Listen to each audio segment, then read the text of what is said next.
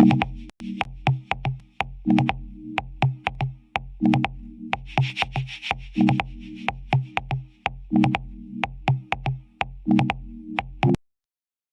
of the following program may be unsuitable for younger or more sensitive viewers. Viewer discretion is advised.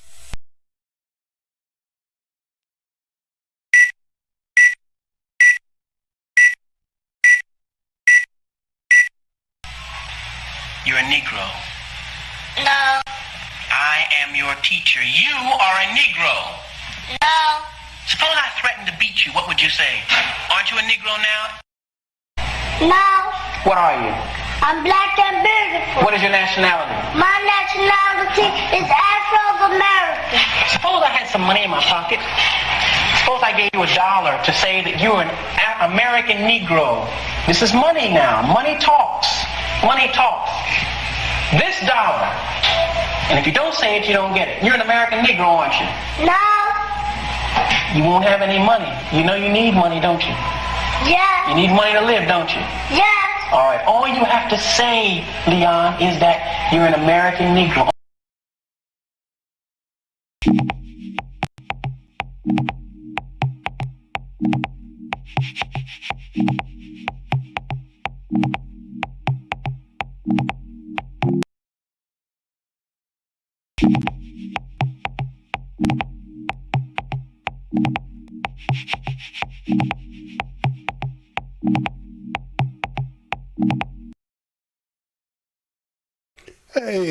Hey, how's y'all doing, everybody? Again, welcome to Black Minds News Live Report. This is your host, Mr. Blows Your Minds, and we welcome each and every one of you over here.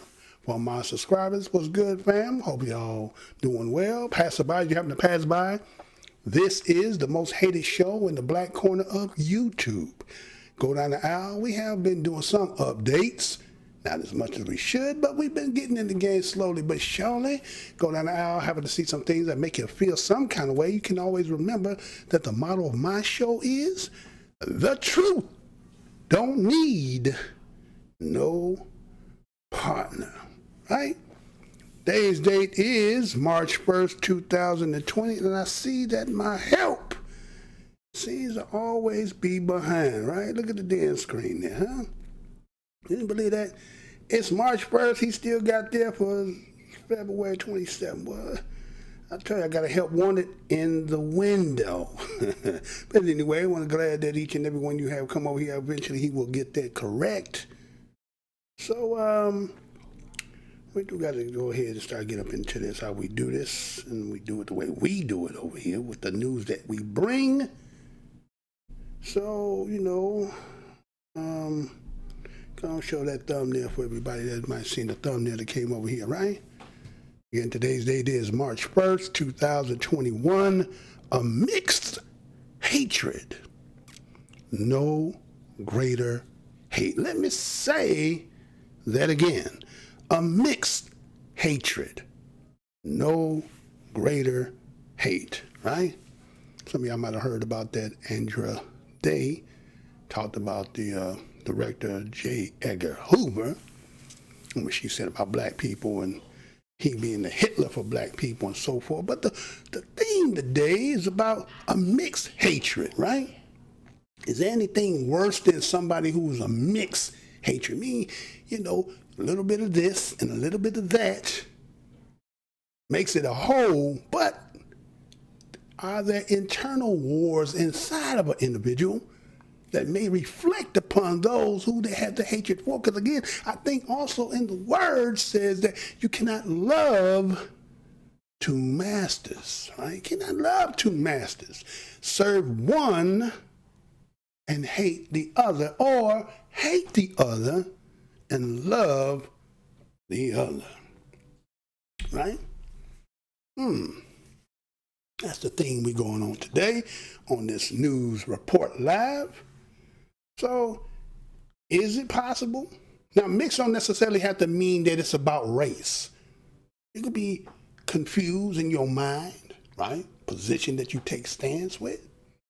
But in this particular case, it is going to be in reference to again, as being a Black American news outlet, again, we are EEOC. Anybody should be able to hear who is not Black American. Does not mean that this news cannot be, prevalent to you as well. It's just, it is to the particular people who needs a constant reminder, updating information and so forth about just those things that affect us on a daily basis, right? So in this case here, I had, I don't know if y'all seen this. I know it's probably making its way around. I had it for a couple of days, but due to the fact I didn't get in and get out the way I wanted to do it originally. But let's just say, for instance, right? Let me do this. I think, what was his name? We got that? We can go ahead and do that. Go ahead and throw him up there. Because some people, again, they look at what we say over here and they think that somehow we are the antagonists, right? So about 110 years ago, one of our ancestors, those we Black Americans of this nation, Booker T. Washington, had said, there's a class of colored people who make a business of keeping the troubles, the wrongs, and the hardships of the Negro race before the public. Having learned that they are able to make a living out of their troubles, they have grown into the settled habit of advertising their wrong partly because they want sympathy and partly because it pays. Some of these people do not want the Negro to lose their grievances because they do not want to lose their job, right? There's some of our people on that position. They think that, now I'm not going to say the entirety, but there are many of us that, again, we say black media in the black corner. Would this pertain to us? Are we those of this particular, class of people who, as a business, some people say we create trouble, right? We create trouble because what, according to our ancestor Booker T. Washington, says that what we do is we bring the wrongs and hardships of the Negro race before the public, right? We're speaking about things that make other people unsettled, uneasy about. And so those who are in opposition, who learned about what we do, they say that we take what we do and we present it to make a living. Now, I don't know in the system that we are in that we can really make a living out of doing what we do. Who was the most castigated, most sought after, probably most, let's say, banned, shadow banned, don't even exist, of all the peoples who partake in social media? Those people who, in the sense that Booker T. Washington is saying, we the troublemakers. Because what we do is we promote and advertise because somehow we want some sympathy. Is that what we seeking for? Are we looking for sympathy? I don't think we're looking for sympathy. Right? Now, those people who don't want to hear it, they're going to use that. Oh, you're using a race card. No sympathy. Right? You say that stuff. But the point is, what is being presented to you, those who, again, for a channel like mine, have been around for 9 years, can't get 200 views on a video no matter what I do. Used to get hundreds of thousands of views, 50,000, 30,000. But after that, they said no more of that. So am I in it for the money? One have to ask themselves. Or am I here for just the news, educational, history part, the way that I do it? It may not be what everybody else do, just do what I do, right? So, okay. But that was a black ancestor of ours. Now, that can go both ways. What about those people who see the same thing and don't say nothing? What about that aspect of it?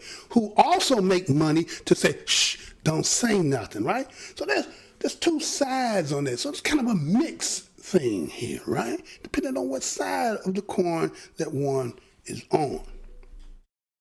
So let's just say, for instance, that I seen, let's say, for instance, let's hypotheticalize this, but this is actually real. let's say that I seen this in the article. Bathe in the milk, or bathe in milk, right?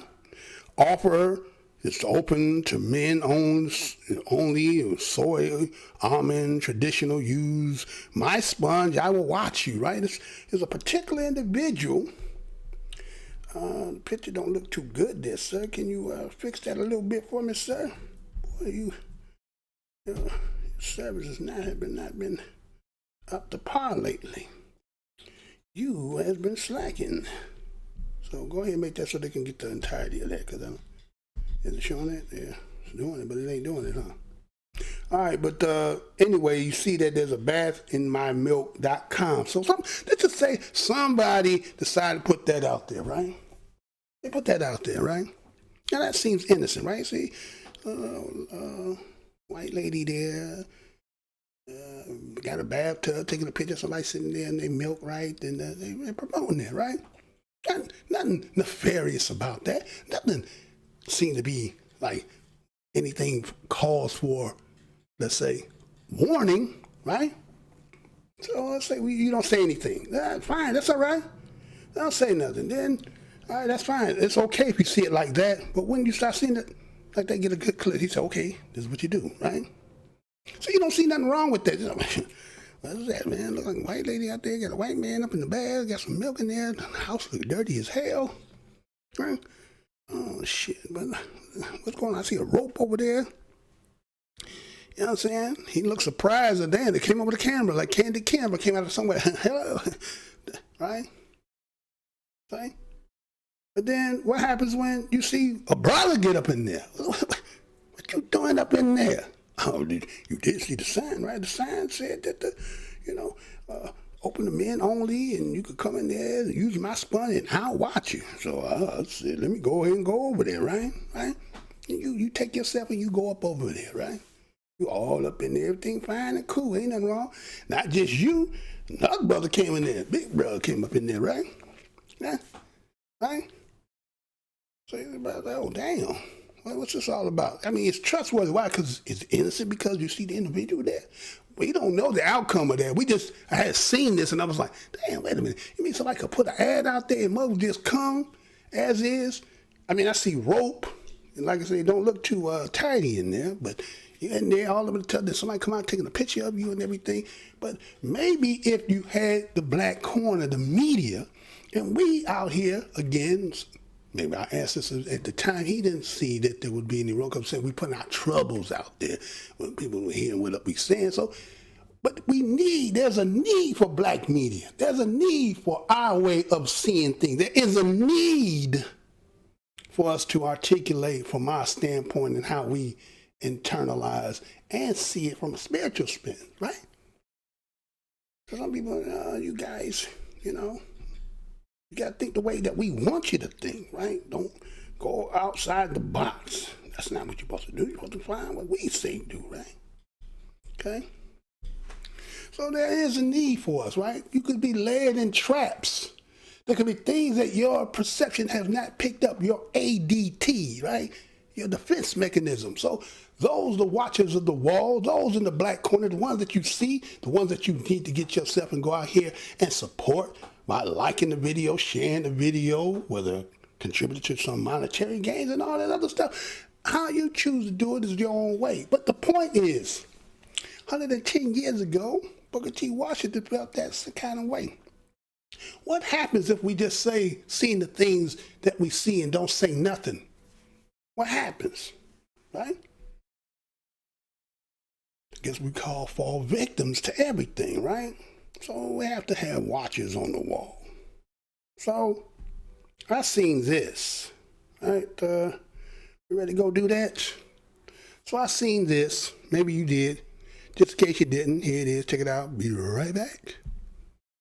How do you hold the same country that sent man to the moon as being the same country of Jim Crow? You don't make that, obviously, but how do you sort of hold that being the same America? I think that it is partly because we never went through a true reckoning. And so we just buried one huge part of our experience and our citizenry in our minds. Now, you mentioned that a reckoning hadn't taken place. So here we sit today where it feels like a reckoning is being called for. You know, is the country ready to deconstruct its founding myths, its mythic stories, its mythic history, or is it prepared to consider reparations? Do you think we're at that place right now? So if you ask me theoretically, are reparations justified? The answer is yes. There's not much question, right? That the wealth of this country, the power of this country, was built in significant part, not exclusively, maybe not even the majority of it, but a large portion of it was built on the backs of slaves. The White House might. They built the house I stayed in for a while. What is also true is that even after the end of formal slavery and the continuation of Jim Crow, the systematic oppression and discrimination of Black Americans resulted in Black families not being able to build up wealth, not being able to compete, and that has generational effects. So if you're thinking of what's just, you would look back and you would say the descendants of those who suffered those kinds of terrible, cruel, often arbitrary injustices deserve some sort of redress, some sort of compensation, a recognition.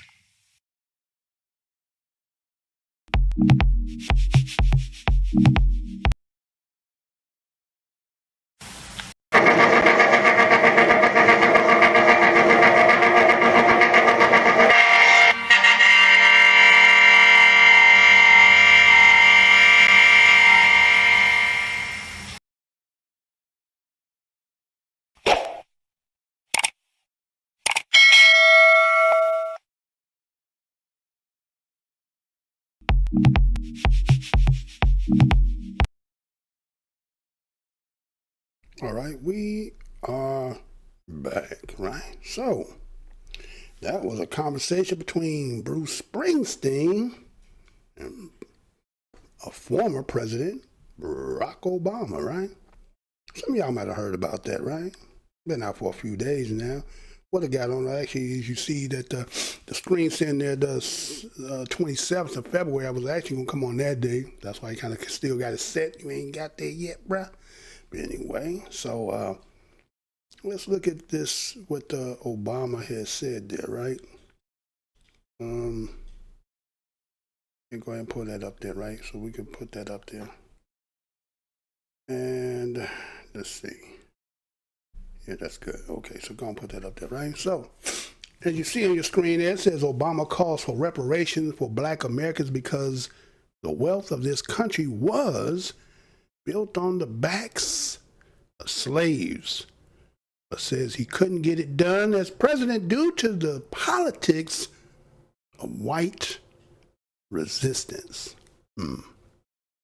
Obama calls for reparation for Black Americans because the wealth of this nation was built on the backs of blacks, of slaves, but says he couldn't get it done as president due to the politics of white resistance. So, again, corner in particular have been kind of silent on after the fact that after that 2008 and 2016, the two terms, and then, you know, some of the things that had been said and weren't done, and then again, if you don't hold nobody's feet to the fire, then kind of say, well, the first time they get in the job, you got to let them marinate, get in there, and then things going to find its way, and then nothing materialized.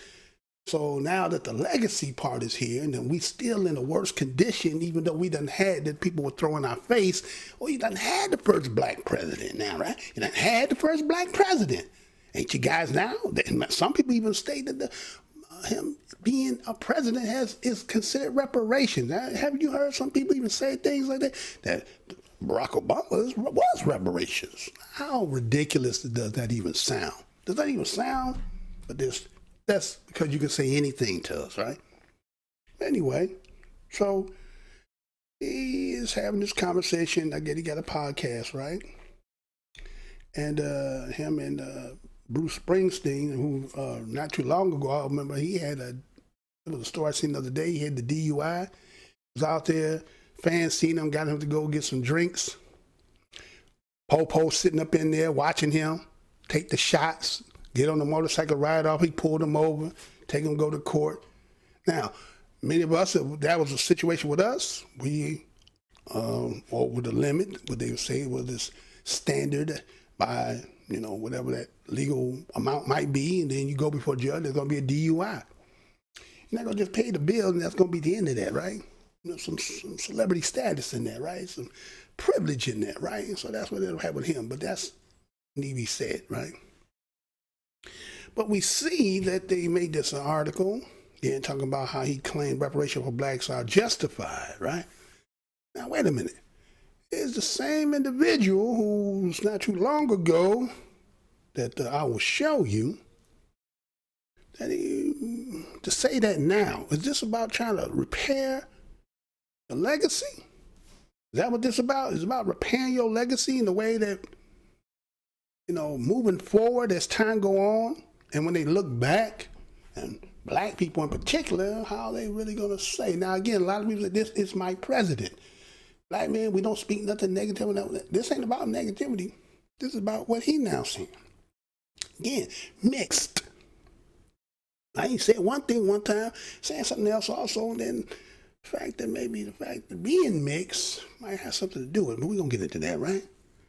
So he claims that the reason why during his presidency, he was not good to try to use reparations is because it would have been white resistance. Really?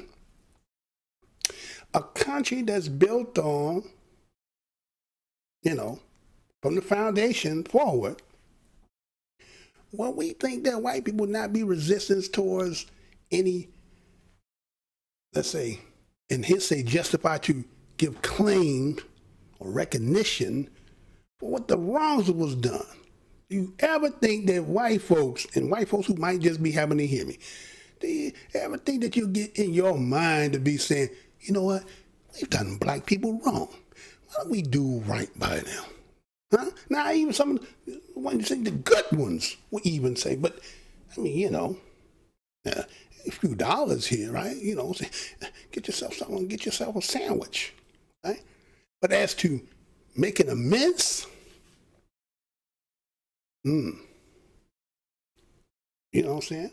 There's mixed feelings about that, right? On both sides, right? So here we see Barack Obama, 59 years old. Now, he didn't grow up here in the United States, right? He's not cut from black Americans, right? But his position that he held during that particular time didn't seem like that's what he was for. Some of y'all may never have remembered, that's what we do over here, Black Minds News. And the Black Corner in particular, what we do is we bring back memories of some of the things that people had stated, what they done, right? What you got that ready yet, sir? You still ain't even changed that, man. You being slow about it, right? So let me show y'all something here. Got that ready? Okay, I think you're getting it together, right? So let's just say, for instance, now that's him now stating what you see on your screen, right? He's calls for reparation for black Americans. But in that conversation that you heard him say, what did you hear him say, though? What did he really say? Because you heard Bruce Springsteen say, well, how do you hold the same country that sent man to the moon to be in the same country of Jim Crow. Let me say that again. That was what Bruce Springsteen said, right? He said, how do you hold the same country that sent the man to the moon?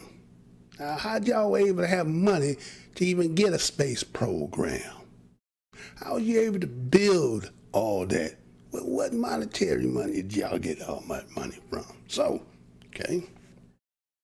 But is there a difference, right?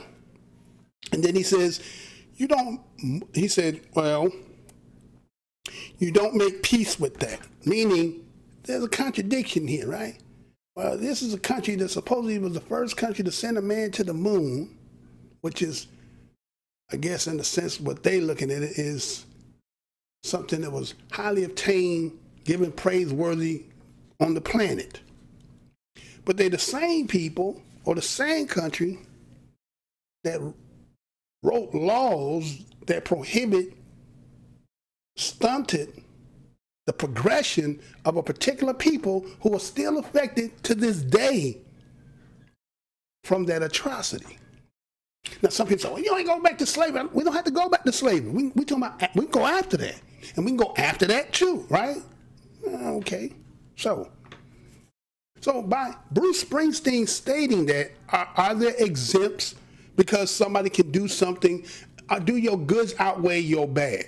Now, again, we're not the creator, so we can't say for a fact that when somebody's goods, outweigh their bad, or does your bad outweigh your good when you put it on the scale? That's only the creator can make the judgment at the end, if for those who believe in that, right? But can you be exempt? Like say, take somebody to the moon, but then you got this stuff in your background. But it's the effects of that, right, that done caused to this day. And then we're seeing how really you're not dealing with, you're trying to find a way to bury it. And that's going to be my next show, y'all. I want to show something that came out yesterday about something. Stay tuned for that next show. Probably a double hitter today. Stay tuned. But anyway, so again, does the greater good outweigh the atrocities of its history? Can this country claim to be a beacon of light with a stain on it? Can you be a beacon of light and yet, it's like having a full, clean white suit or white dress and somewhere out there, damn pigeon fly and shit on your shit, right? Oh, damn. Done tainted the whole outfit, has it not? Right? And so we see that Obama goes into answering this, right? He says that this country never went through a true reckoning. Never went through a true reckoning. What is the reckoning? What do you mean by reckoning, right? So when we think about reckoning, you talk about the count. Have this country counted up its history of what is done to, let's say, this particular, because you have so many on the menu. You go on the menu and you got different sections. Well, on this menu, you got different ones, but this particular one, we want to talk about this special right here, right? The computations, right? Counting this total up, to sum it up, right? So the rejuvenation, to bring what was dead, to bring it back to life. The tab, at the end after you done ate, you time to pay up, right? The tab, the fee, the charge, the price. One could say the appraisal. Get somebody to come over to appraise my house and see the value of it. Let's appraise the history of the value of the damage that has been done. What is the sum total of it, right? And the demand for payments. Is that even part? Or have people come with somewhere in their own mind to say, we had nothing to do with it? Everybody that comes here say the same thing. We had nothing to do with it, but you are the beneficiaries of the benefits of what had been done. But nobody wants to be responsible. No one wants to be. They want. That's just. Matter of fact, you know how I really look at that. What they thinking is, it's more like this. Check this out. Squeal, squeal.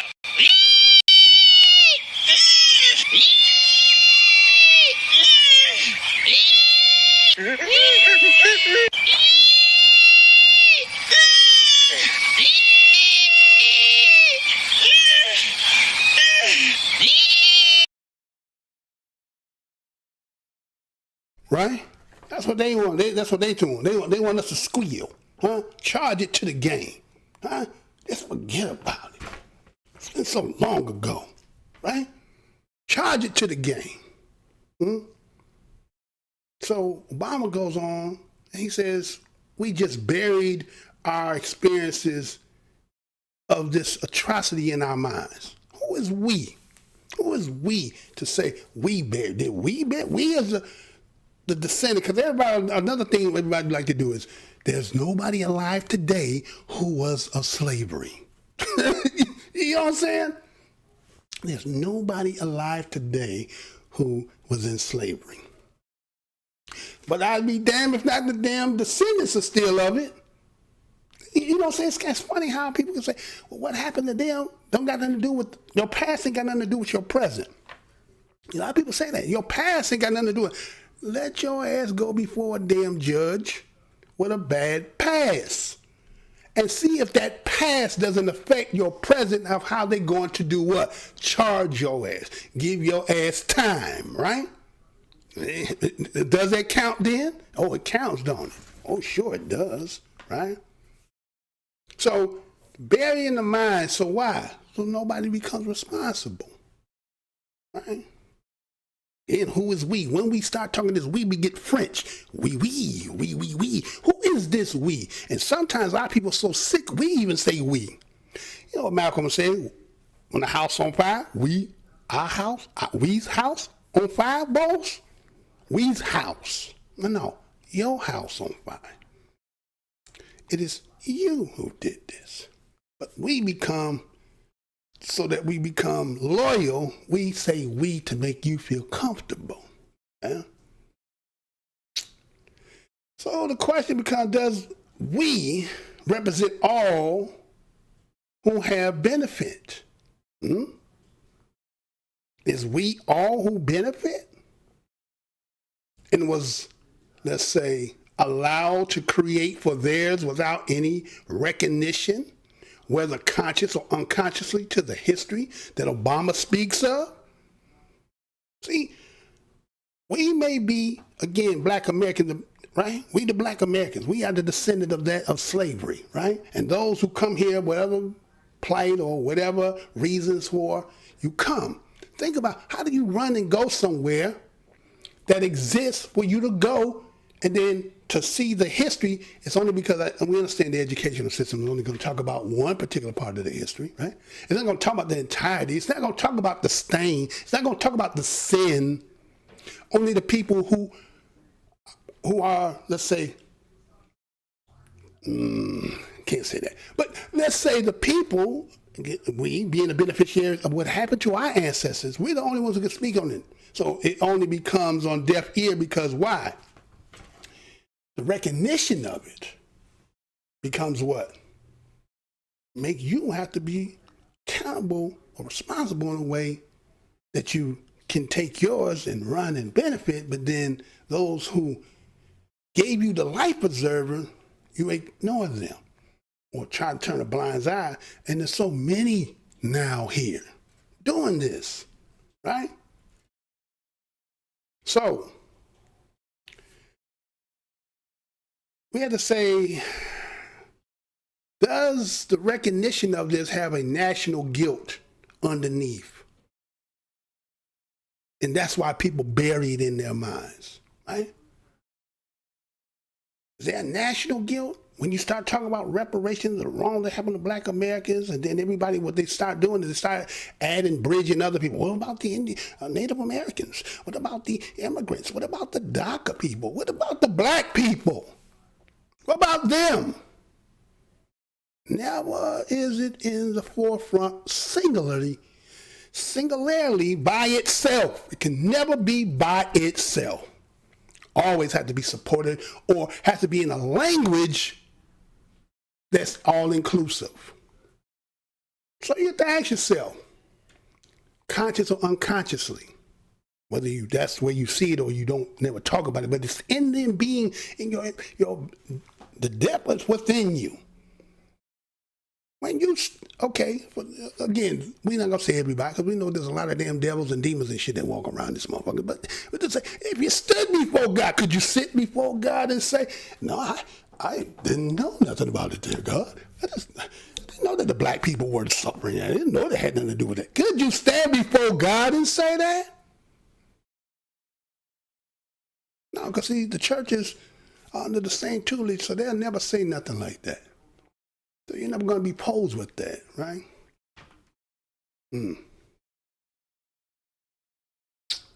So it goes on, and you heard Bruce Springsteen say, reparations, is it being called for? Was this country ready to deconstruct and settle with reparations? Is it?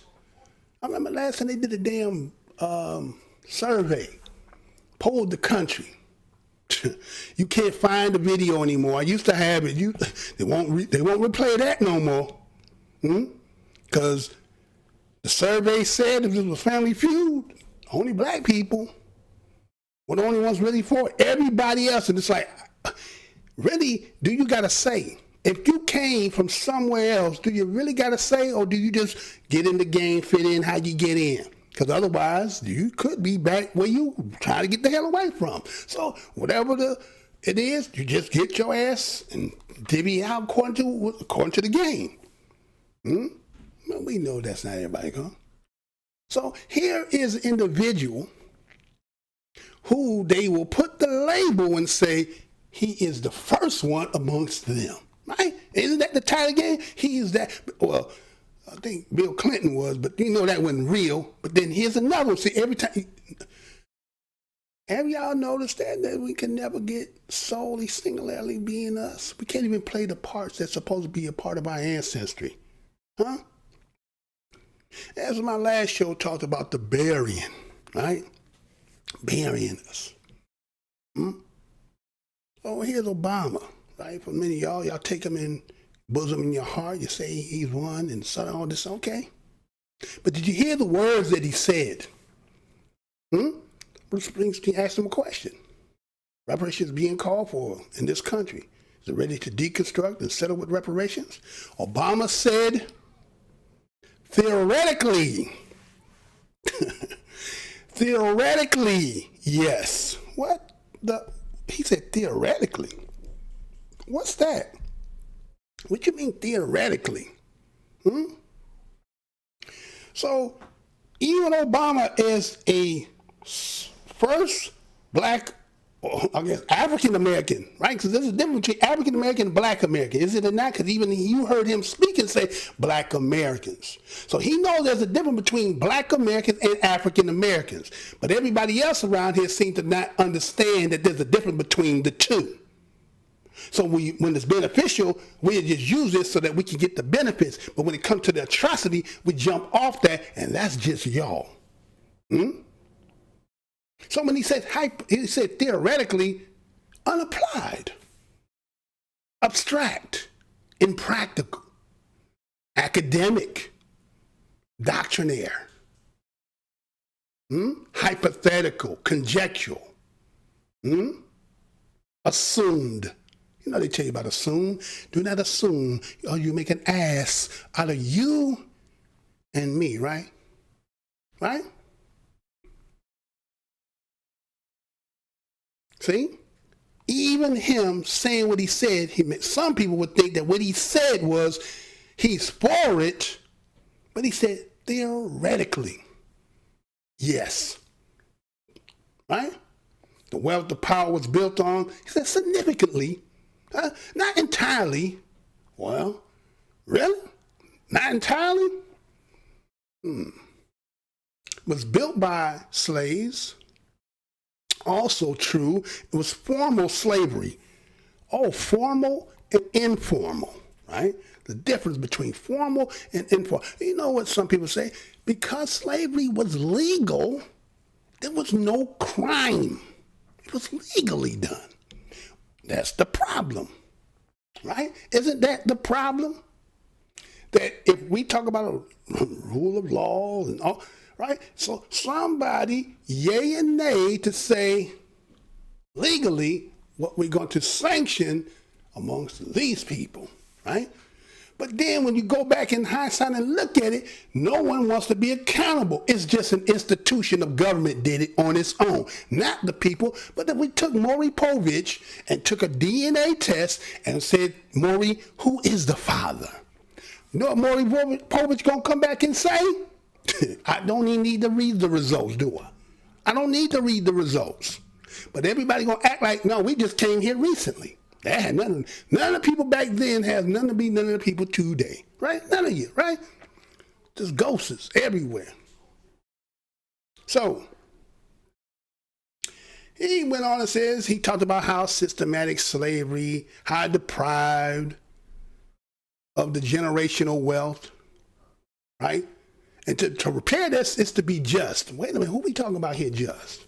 Who y'all talking to? We black Americans in here. We don't believe none of that talking about some just and right and moral. Who y'all talking to? Man, get out of here with that, right? So he believe fair. What? These are just words, emotional words, make some people feel like it's fair. There ain't no such thing as fair. They know that. Not in that system, right? Like with YouTube. YouTube would shut your ass off because they don't like the content that you talking about. Come on now, right? So he said it deserves some kind of compensation, right? It deserves some, right? It deserves some, right? Now, you would think that what he said in the way that they showing you, according to what came in that article, said Obama calls for reparations for black Americans because the wealth of this country was built on the backs of slaves, but says he couldn't get it done, right? He couldn't get it done as if he really wanted to get done. And the question becomes, what did he gain from it, right? What would he really gain from that, right? He wouldn't gain nothing from it, right? But also, what about this, right? What about this? Let's do this. Let me remind y'all. Let me take y'all back a little bit. Just because remember, I'm talking about mix, right? Now, again, this is not to be negative, derogatory, or anything like that. It is a reality. Some things, again, you know, being truth these days, it seems like the worst thing you could be doing. But in order for us, those who believe that it can be in healing, we're going to have to get there, right? Got to tell it like a TI is, right? Otherwise, everybody just false flagging, right? I think that's the way everybody like it. Keep it false flagged, right? So let me take you back a little bit. All right, let me take you back a little bit. When he said something like this, check this out. Be right back. Describe yourself. That's the way you're described. Your mother was white. Why would it be helpful, or why don't you say, I'm not a black president, I'm biracial? Well, you know, when I was young and going through the identity crises that any teenager goes through. Well, why don't you say, I'm not a black president, I'm biracial? Well, you know, when I was young and going through the identity crises that any teenager goes through, if the world saw me as African American, then that wasn't something that I needed to run away from. That's something that I could go ahead and embrace. And the interesting thing about the African American experience in this country is that we are sort of a mongrel people. I mean, we're all kind of mixed up. That's actually true for white America as well, but we just know more about it. And if we're treating each other right, then I can be African American, I can be multiracial, I can be unique.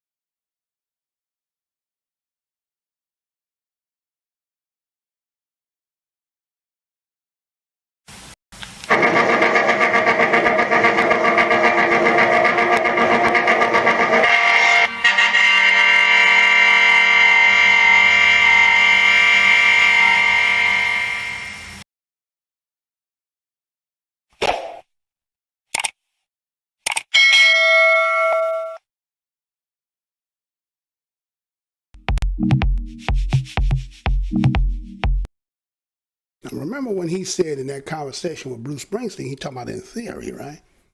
Right? Oh, no, he said theoretically, right? Existing only in theory. That's what theoretical means, right? Existing only in theory, hypothetical, right? Having the character of theory, confined to theory, speculations, contrast to practical application, right? So that's how he really looked at reparations for we who are cut from that. He not from that, right? He not from that, right? But then you see how when he was sitting there talking with Barbara Walters, right? And he said the things that he said, and it's like, okay, wait a minute. You heard him say African Americans in there, right? And then he talked about some things. He said that Barbara Walters had asked him, right?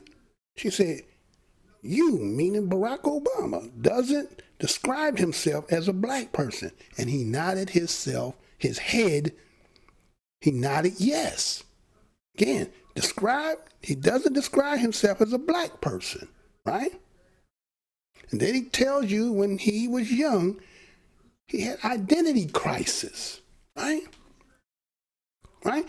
Then you hear him get into his dissertation about explaining himself. He used the word mongrel, huh? Mongrel. Wait a minute, now we in this country here. Now mongrel is like dogs. When you talk about mixed dog breeds, right? A dog that doesn't belong to one officially recognized breed, right? Really? Really? It's not the result of intentional breeding, right?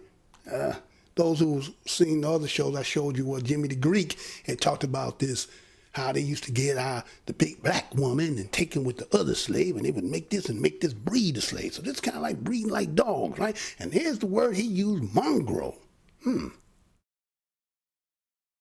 So this term, mixed breed dog, like mongrel, right? So many mongrels have no known purebred ancestors. Is that what they're trying to say about us? That we don't have no purebred ancestors? We just a big super people? Really? Y'all don't agree with that, do y'all? I think we're a lot more intact than many people give credit to. Now, we may have in our background, you know, start digging back there, you might see a Jed back there somewhere, right? That come across in your family. We know how all they get in there. But from that time going forward, you know what I'm saying? Now, when you mean purebred, I mean, what do you mean? Because meaning ancestry in this land, I think we are pure in that sense. Right? We're pure in this sense. To say black American, I think we know who we are in this country. I think everybody else who coming and running from other places may not be too, familiar or known their history, because again, they might have been told something. Like again, I did the story, the show a couple of days ago when I talked about the ones that came, the one that was from Michigan, I think. Was it Michigan? Running for governor, talking about getting rid of Black History Month. And gonna find out that his parents left from Nigeria around in the 60s, and then you go see the history in Nigeria. You see that there was a economical situation that was going to happen in Nigeria. So what they did is they called to get all the alien Nigerians, which means they were just residents, and made all of them, over 700 to 800, 900,000 of them, get up out the country. Ironically, him and his parents left from there, Nigeria, around the same time. So, but he's gonna say he's Nigerian. Is that true? You see what I'm saying? So everybody who say what they claim stamp they is may not be who they are as well. But we here in this United States, black Americans know we've been here. Now, once you start talking about vote and all that other stuff, that might be some type, but we talking about for 10, then 12 generations, we here. Right? But so he used that reference, right? Mongrel, crossbreed, like a crossbreed dogs, designer dogs, mix of breeds. Difference from mongrels is being intentional bred. But this intentional was just of the same people. Mongrels are viewed of less commercial value than intentional bred dogs, right? They ought to be less susceptible to genetic health problems. Guess what? Black people were very much healthy when we stayed to the thing when we stayed in our group, ate what we supposed to have ate, and didn't do all that other stuff. It's the genes you want. It's the genes everybody really wants. They just don't want the stigmatization that comes with being us. But now we always the poster child for sickness. We the number one in this, the number one in that, right? But when it comes to jumping, running, strength, agility, timing, right? Oh, everybody want that. Oh, they want some of that. But everything else now, so now we become the poster for sickness, right? Matter of fact, some say, oh, wait a minute, how are you relating yourself to like dogs? Well, let me show you a sign they had, I think it was in Texas. They say signs like this: no dogs, no Negroes, no Mexicans, right? But we all in the same category, right? Negroes and dogs and Mexicans, right? But that Mexican, he done moved up now. He ain't in that category no more. Now, he in the white section now. He checking the white box now. So it's just the dogs and the Negro, and the dog is before the Negro. Ain't that something, huh? Shit, don't slap your damn. I dare you go outside, and this is hypothetical speaking. I ain't telling nobody to go out here and do it, okay? I'm just saying this. Go outside, show yourself with your dog, smack your dog, and put it on the video and see if them damn people don't come get you. But take a nigga out there, smack him, and everybody just laugh and it go viral, right? You know how it go, man, right? So he used the word mongrel, right? Applied to informally proposed bred dogs, especially if the breed is not officially recognized. That's how black people are. We're not really recognized, right? Like we some kind of being that just everybody feel like it's just your walking mat, huh?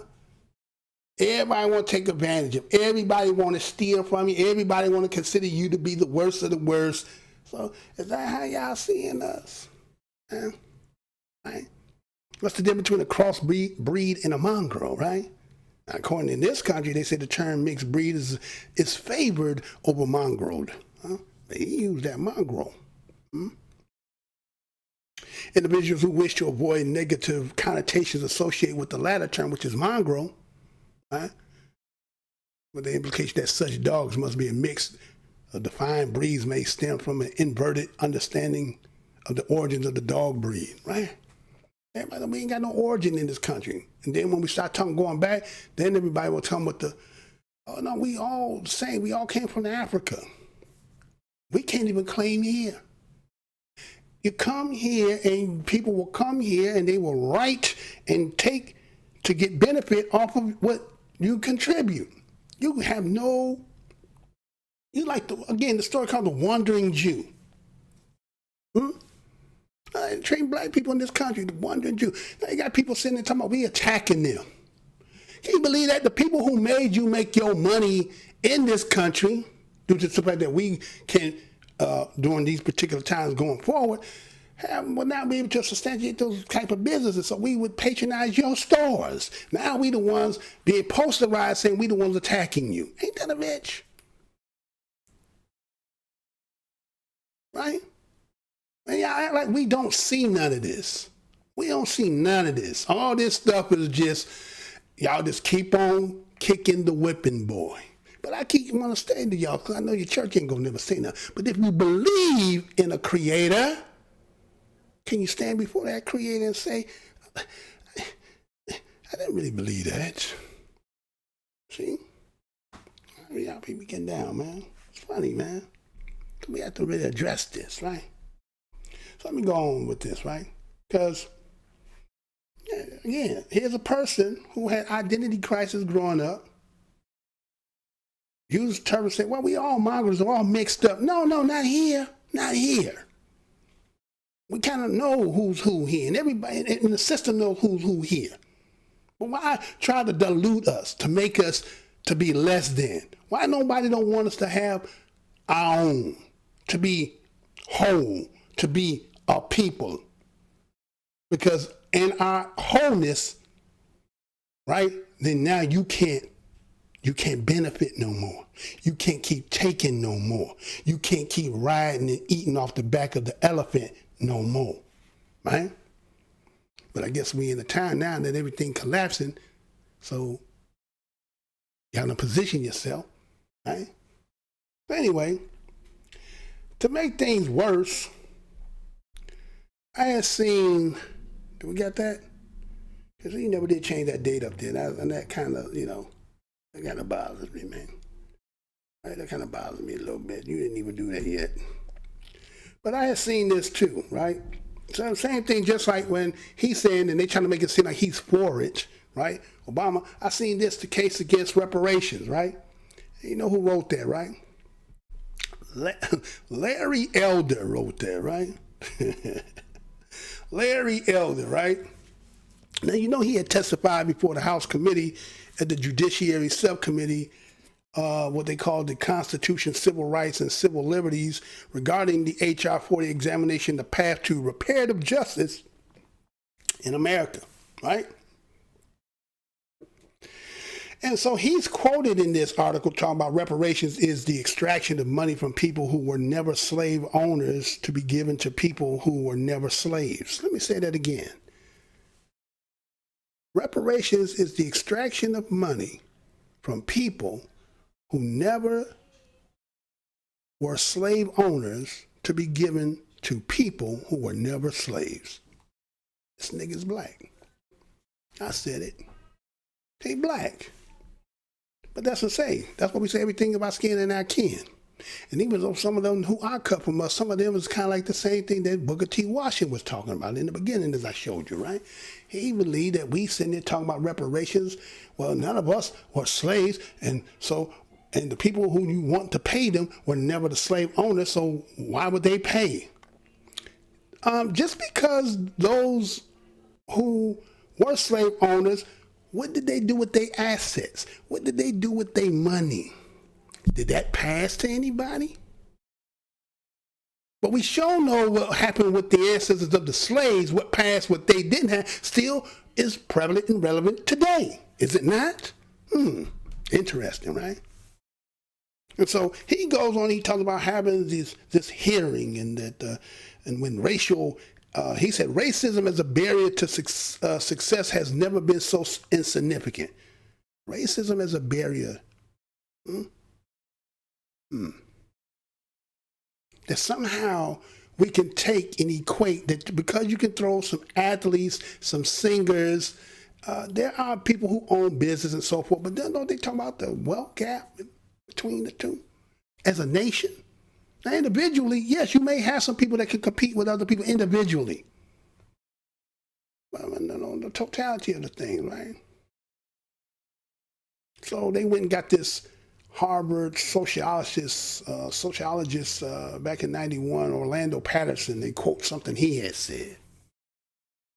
Sociological truth that America, while still flawed in its race relations and its stubborn refusal to institute a rational universal welfare system, is now the least racist white minority society in the world. Has a better record of legal protection of minorities than any other society, white or black. More opportunities to a greater number of black persons than any other society, including all those of Africa. See, you can always find this mixed mind mug to come and say something in behalf of trying to make some of men's appeasement, saying that things have gotten so much better, right? He says, you know, this is the least racist white minority society in the world. He said white majority society. Wait a minute. Now, again, I did the show a couple shows back. I showed you the numbers that came out of 221. Global populations, right? What was the United States? Number 1. White folks are the majorities in the United States. Am I right or am I wrong? Right? White folks is the majority people in the United States. And it's the third largest, according to what they showed, and I had showed that stats. You got to go back and see the video if you don't believe me. United States, 330 million people, right? So what country would you be making it a comparison to when you say the least racist white majority society in the world? It is the majority. But then to say least, depending on who you're asking, right? Depending on who you're asking. And then to say that it's legal protections of minorities. Wait a minute. Just the other day, didn't they just write some kind of protection for the Asians, and they got protection for the LGBT group? But the people who've been here have been getting their ass whooped and beat for the longest and been going through all kind of disparities and, let's say, for instance, disenfranchisement, but they ain't the first ones on the damn list to get any kind of damn... Come on, man. See? Y'all don't want real talk. Y'all like that, you know, foo-foo talk, right? See, it make it sound good. So it make you see, again, a beacon of the world, but you got a stain on you, right? And so those like ourselves, we, again, this Booker T. Washington, we doing this because we want sympathy. We looking for money. We're not looking for, you know, justice. We don't want it to really go away, because if it went away, we wouldn't have a job. Then to say, he even put as more opportunities for black people here in the United States, including all those of Africa. Africa may be the dark continent, but I don't think Africa is run by the dark peoples. I'm not thinking about that, right? We ain't got, you know, right? Now, y'all remember when Herschel Walker, for those who remember he was in that, he talked about when he had said something about the teenagers and how they, well, that's where he got this shit from. In 1997, they said in Time, CNN, I guess it was a news article, and they had took a broad survey of black and white teens, and they asked them whether racism is a major problem in America. Now, this is asking teens in 97. So if I see 97, Gen X, so basically you asking late Gen Xers? Gen X is going to millennials? Is that who you was asking? Because 97, teenagers, okay, the program is being kind of changed up a little bit, and depending on what households they come up out of there, you know what I'm saying? And then a lot of them are being raised by who? Grandparents who coming out of the baby boomers, and we see how a lot of them have, I ain't gonna say all, been. So if the baby boomer is raising some of those late Gen Xers due to what happened with the crack, then I guess damn well they would say that they say black teens were asked whether racism was a big problem, and say 89% said small or no problem. I guess so. If they're being raised by grandma, grandpa of that time, and I'm not going to say all grandmas, grandpa of that time felt like that way, but I'm just going to say, we don't know where you get this study from. We don't know where you get that from. And they said twice as many black teens compared to white teens agree that fair to take advantage of available opportunities. So opportunities, because you fail to take the opportunities. Then why the hell did they have to create affirmative action? What was the purpose of affirmative action for? And then why is it that a person who is white, a female, was classified in that same thing as somebody who's also white, but also LGBT is still benefiting? See? But they say minorities. Then you got privilege as your race, and then you're going to get on your preferential over your sexual preference, and then also for your gender. Damn, the game rigged. The game is just rigged. But nobody won't say that, right? No, it's not what it is, right? So when you look at 2008, the race for presidency, the presidency race of 2008, again, we're talking about Barack Obama going against Hillary Clinton at that time. And they talked about how when you looked at that race, you had Hillary Clinton, which was a white woman, Mitt Romney, I guess you're going to say, he being a Mormon, right? John McCain was about 72 years old at that time, right? And so what they did is they did a poll, a Gallup poll at that time. And they said that they found that fewer Americans would refuse to vote for a black person, which was only 5%. Only 5% of people refused. Now, remember, you just seen Barbara Walters show you that ask him straight up would he identify and describe himself. He did not describe himself as a black person, right? So that means that he didn't describe himself. That means that the way that we may look at him, for those who look at it from that view, versus the fact that when America had to make a choice, right? When America had to make a damn choice, you don't think Mama from Kansas had nothing to do with making we can pick him? You don't think Mama from Kansas ain't got nothing to do with it? Daddy supposed to be from Africa makes him that he ain't one of these types, one of those types? That would make a little bit easier choice. Is that what you're trying to say? Versus when you said 88, when you said Jesse Jackson was running, right? What was the easier choice, Barack Obama or Jesse Jackson, right? who an easier choice, right? So they trying to make this Gallup poll and talking about, well, 11 refused because Hillary Clinton was a woman. They said, well, Mitt Romney, because he was a Mormon, 24% said they refused to pick him because he was a Mormon. And because John McCain was 72, from the interest, well, shit, look who we just put in there now, right? And they said 42, right? So again, when you boil that down to, there's other different ways to look at the equation and say, yeah, he might be labeled as a black person, but he wasn't the ones that we would be not want to really put in that damn position. He was not going to be one of them. He wasn't going to be one of them, right? So they said 2007, before he was elected president, Obama had spoken at a black church on the anniversary of Bloody Sunday. And they talk about how previous generations, they call the Moses generation, which is the generation of the Martin Luther King Jr., he said, they pointed the way. Now, I would assume that would be, well, that would be the Gen Xers. Oh, yeah. I'm pretty sure that's what that was, right? And it said they only needed 10% of the way to get for him to get in, right? They said 90% of black people went out there and voted for Barack Obama, right? Because it was an easy picking for black people.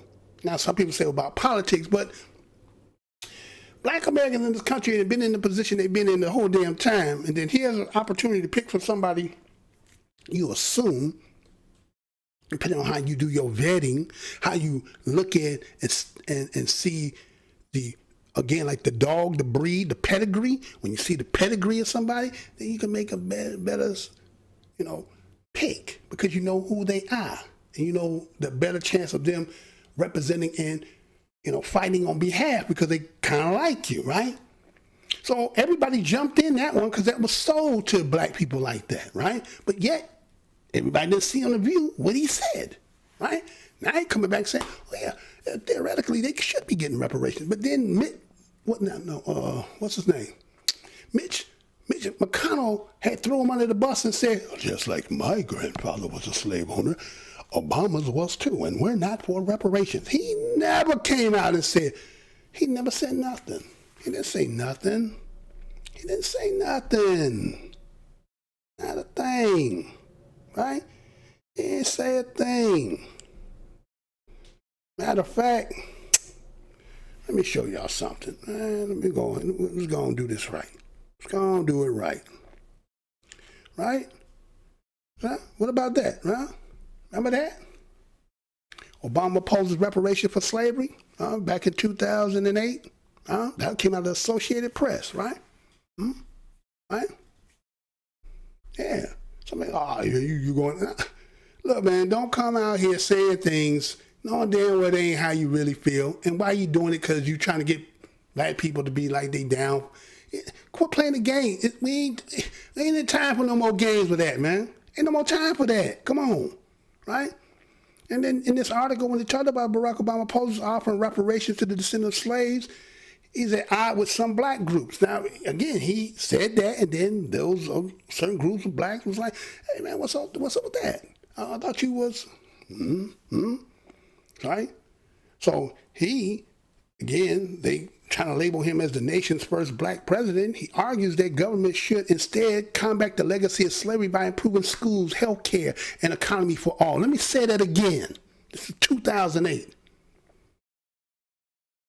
Here's the man would be, at that time would be, but became, right? Said he argues that government should instead combat the legacy of slavery by improving school. Improving them how? if schools is based on the simple fact that the taxes and black people ain't owning where they live at in no public schools, then the school system still ain't gonna be no damn better because ain't nobody allocating no money. I remember when they used to tell that the damn lottery, remember that? They used to tell you that the damn lottery, the money from the damn lottery was supposed to be going to the damn public school system, but somehow that money never seemed the way to trickle its way into the damn schools. You remember that shit? Y'all remember that? Huh? No, I know you probably don't, you ain't been around there long. You ain't seen that, right? Anyway. So, proving schools and healthcare, still with this healthcare stuff, right? We went to Obamacare and all that stuff, and then they come to find out the premiums and all that stuff, okay? And then economy for all. See, never singularly could there be anything solely for black people. Never. Always some side additive, undermean, for everybody, kumbayaing, all that, right? But never solely for something. I seen something the other day that, what's her name said, you know, never mind, I'll get to her later. Anyway. And then he went on and quoted, he was saying also in here, he said in the past, and he'll repeat it again, the best reparations, good schools in the inner city, jobs for people who are unemployed. That's reparations. Schools, what? Wait a minute. Am I saying that education don't have its place? It does. But you can't make school itself for reparations because that's still time. You get what I'm saying? That's still time. And you still, you're going to deal with the youth, but the people who are raising, who the ones that, aren't they still part of the whole thing about reparative justice? Aren't they part of that? Aren't they the descendants of that too? See, to me, that's like a scapegoat, how you always get away from dealing with the truth. Just like they did the damn survey. Or we went and asked the teenagers, well, why could you ask some teenagers who ain't lived long enough to know the damn difference between what is, if they're teenagers, so we're going to say teenagers run between 13 and 19. So you're going to ask a 13-year-old about is racism change. What the hell could a 13-year-old tell you? What could a 15-year-old tell you? What could a 17-year-old tell you? What could a 19-year-old tell you? See, that's the way, so you don't have to deal with the fact, because you want to ask somebody who really know, because they're going to tell you the truth, and that ain't what you want to hear. That ain't what you want to hear, right?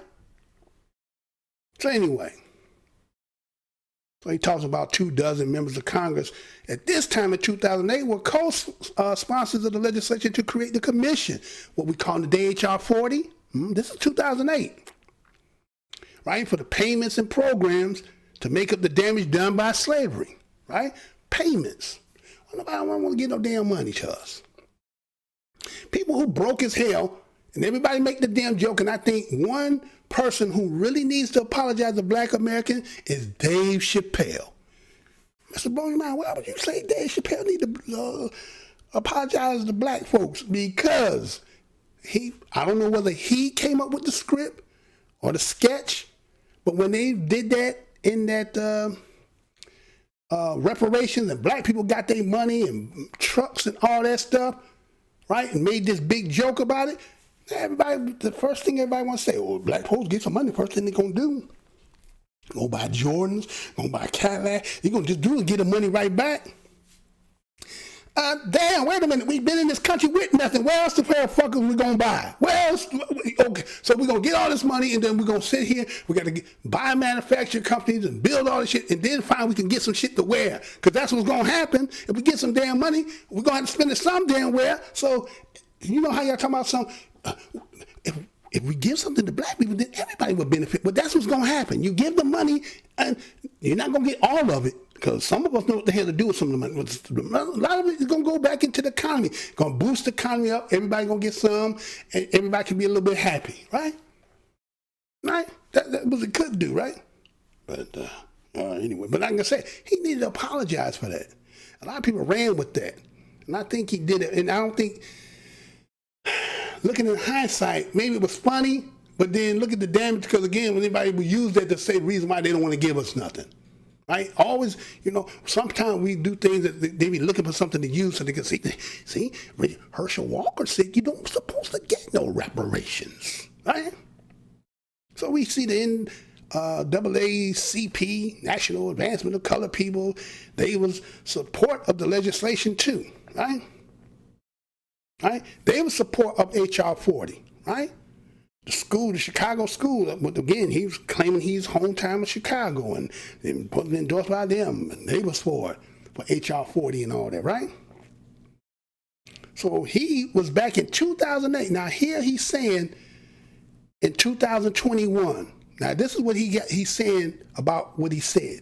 In 2008, in this article here, supporting reparations could undermine that image and make him appear to be pandering to black voters. Ain't that something? What was he, 44? I know there's some, they go back in history about the president and say, well, Lincoln was black. They'll say Grover, Cleveland was black. They'll go back and tell me they were partial. Okay. But they don't recognize him as that, even if that be the case, right? They ain't gonna never recognize him solely as that. But he was solely recognizing that. And so here is the one, 44. And when he get in there, everybody say, oh no, he's gonna pander the black votes. But then they ain't never had one in before. You ever work some damn where, and then they finally get, let's say, a black supervisor or something like that, and they come in, right? Now some people will be like, all right, we got a sister or brother up in here, right? Other folks in here like, I don't like this, right? And be doing everything to undermine this power. Why is that? That's something a lot of y'all gonna have to look at yourself. Now, again, those who are in opposition to that, right? You have to look at yourself for that, right? That's what it is, right? So he was quoted also saying the fact of, he said, let's not be naive, right? Right? Let's not be naive. This was this Kibi Tai-Hiba. He was the co-chair of the National Coalition of Blacks for Reparations in America. He was saying, in light of the demographics of this country, I don't think it's realistic to expect him to do anything other than what he's done. See? Remember that whole thing? People say, I mean, he just got in the job. Let him get in there and learn the damn job. We don't have to put the pressure to him. Then the second term came around. He's going to get to it. Just wait a minute. His whole point was never going to address that. He told that. He just told you. No, white folks was never. I couldn't live here after being president if I tried that, right? Right? So that was in 2008, right? That's what he was saying, man. Let's see. He said something to the fact of, let's see, where was that in there? They don't need to go in there because he didn't do anything. We know that, right? Let me show you something also too. Do you know that the United States had boycott racism conference? Said it was right. There was a racial conference in his term, in his first term. I think it was in 2008, I think, if I'm not mistaken, right? Was it 2008? Right, I think it was, right? And it was the United States is boycotting the UN conference on racism, right? There was a racism conference during his presidency where they were supposed to address all of this. And you know what he did? He got out of it. You know how he got out of it? Because he said, now this conference was done, I think it was in Durban, Durban, South Africa, I think it was, right? It was called the Durban Review Conference in Geneva, right? Then they ended up doing it in South Africa, right? And you know what they got out of it? Because they said that Israel, right? Because there was something in a document that they was addressing by the Palestinians. And so they said this document contained language that did not reaffirm that the declaration of the program, right? And so they wouldn't support it. They got out of it. And because of that, right? Again, never wanted to address, because see, again, the beacon of light don't want to have the stain on it, right? Right? And here it was, the black man that was sitting there representing got out of it, right? Now, let me tell you a little bit about that Durban Declaration Program of Action. It was the name of it, right? Now, the whole thing was about review progress, assess the implementation of the Durban Declaration Program of Action. The DDPA is what they called it, right? This is back in 2000, and they had a 2001 World Conference Against Racism, right? And so the actions was to propose concrete measures to combat racism. Now, again, see, all this, again, paper tiger. They're going to write it out. Yeah, we're going to address it, and we're going to do all this. And we're going to make these sanctions and all this, right? We're going to go against discrimination, xenophobia, and any related intolerances, right? That's what we're going to do, right? We're going to be committed to the international community to tackle racism, racial discrimination, right? We're going to do this national, regional, international levels. Recognition that no country can claim to be free of racism. There's no country that can claim to be of it, but racism is a global concern. Now, again, if it's a global concern, what is there a common thread globally? Is it all people who are black being suppressed by somebody else? Or is it all people of all other races and ethnicities suppressing everybody? Is that what that is? Some people say that. They say it's the, then it got to the point now, it's the elites. It's the elites. Shit. Now you want to go to the elites. But when you was benefiting with the shit, now that you're in less than what Carl Moulton, you say, the white card. Don't leave home without it. Now that you ain't got no card and revoked your card, now we're going to talk about it's the elites. It's the elites. Well, we've been fighting this shit long before when y'all didn't talk about none of that. Now all of a sudden now, y'all feeling it. Now it's the elites. So shit. Get your ass in the back of the damn line. That bullshit. Right? Get your ass in the back of the line, right? So anyway, they go on and they talk about how racism is a global concern. It should be a universal effort. But check this out. It's not legally binding. That's the end of that. Ain't nothing to say no. It's not legally binding. Why won't they ever legally bind, again, what you say you're trying to clear and make better of? You don't really want to do nothing that's going to hold you accountable. Because you ain't really trying to kill shit. Huh? You really ain't trying to kill shit. Yeah, that shit just talk. You know how it is, man. That shit just talk. Huh? Figure out how to live in it and just be okay with it, right? Till we figure out what we're going to do with you guys, right? And that's what it's all about. We're going to figure out what the hell we're going to do with you guys. Ain't that something? Take a break and be right back. Check this out.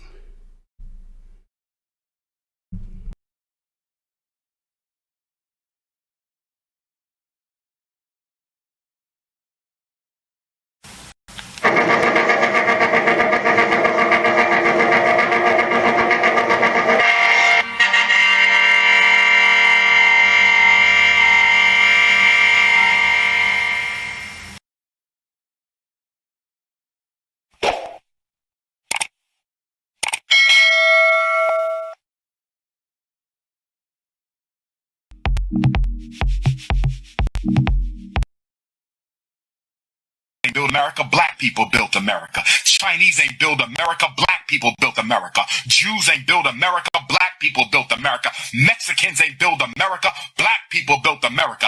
Anglo-Saxons ain't build America, I built America. So don't talk to me about no damn minority set-asides, because I'm not no damn minority. That's for your immigrants. I was not an immigrant. My ancestors were important. My ancestors were imported. My ancestors were not immigrants. My ancestors were imports. Remember, you didn't even consider them people. Remember, I am not an immigrant. I am an import. And as an import, there is no other group you can lump me in with. And black people, this is why we got to be unapologetically African. Ain't build America, black people built America. Chinese ain't build America, black people built America. Jews ain't build America, black people built America. Mexicans ain't build America, black people built America. Anglo-Saxons ain't build America, I built America. So don't talk to me about no damn minority set-asides, because I'm not no damn minority. That's for your immigrants. I was not an immigrant. My ancestors were important. My ancestors were imported.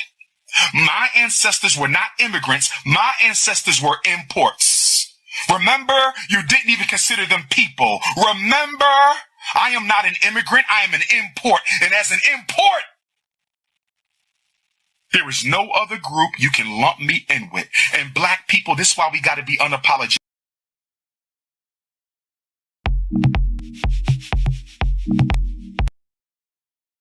Prince of Pan-African, right? Umar Johnson went off, did he? Shit, that boy, what was the name? Carlson Tucker, but he almost lost his bowel movement, huh? You see how he was looking? Umar went on there and said some things, right? And that's how it is, right? So you have somebody come out here and say that, and the way the forcefulness and spirit behind it and everything, you know, some people are like, hey, wait a minute, man. You guys are angry. It ain't about being angry. It's not. Is it really about being angry? Is it just the fact that, I mean, somebody keep pulling your chain, pulling your chain, pulling your chain, pulling your chain. Ain't you going, after a while, you going to, like, look, quit playing with me, right? You know, just quit playing with me, right? They said some things in there, right? Is it true? Or is everybody vibing for a way to try to, you know, get to the root, to try to put in their struggle and say it's equivalent to, again, he say imports, right? Right? Migrants, import, and then there's immigrants or immigrants with E-M-I-R, right? M-I-E-M-I-G-R-A, right? Immigrants, right?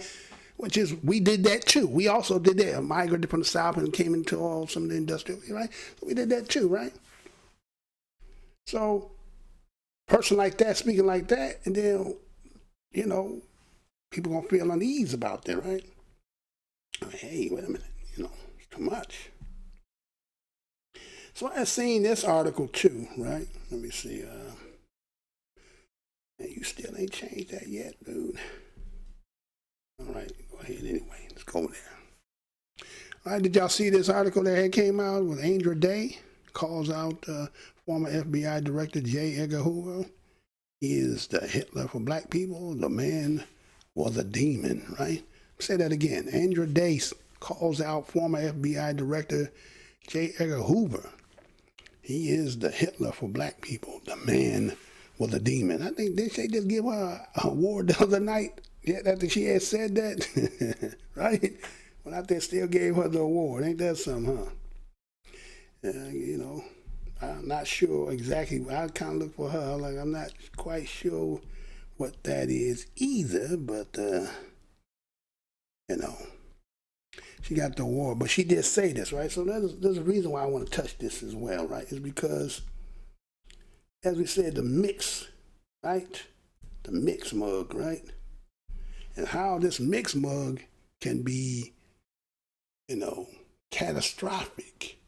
Mug that, again, appear to be one way, but then another way they coming at you is like, you never would have fathomed that this is where it's coming from, right?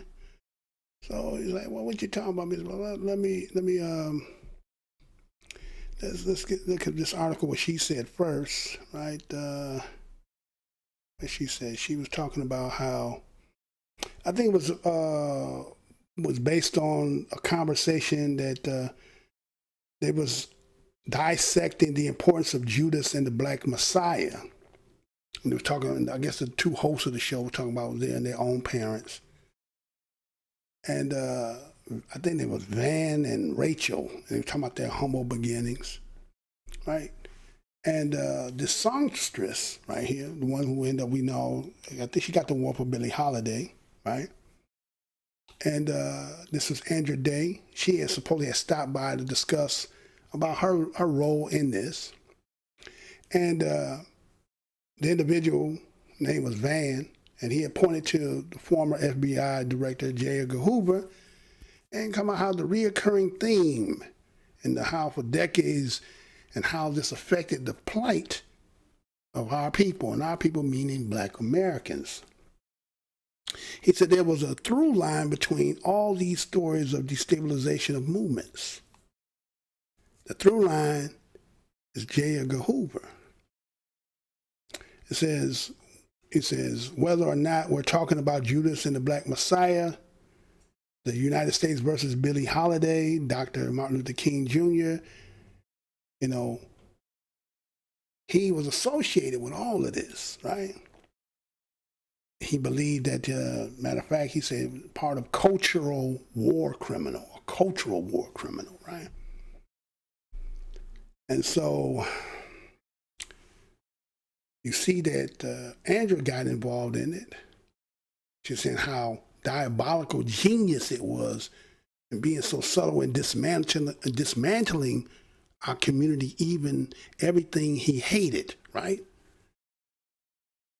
And so she came up and she said she think he, for her, or for him, Hitler for the black people. Now again, Hitler, right?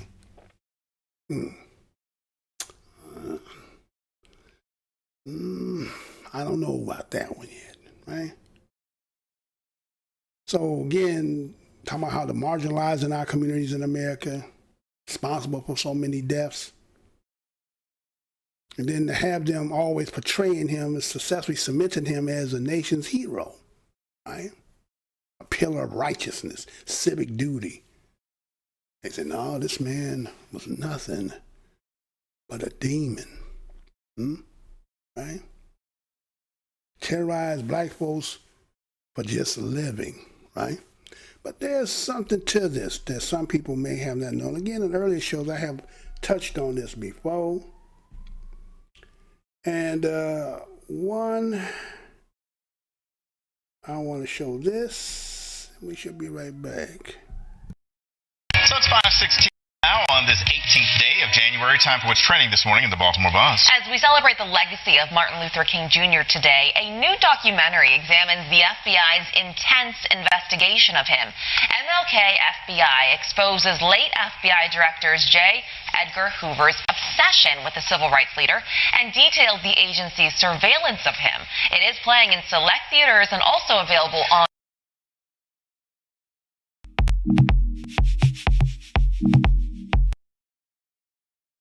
right?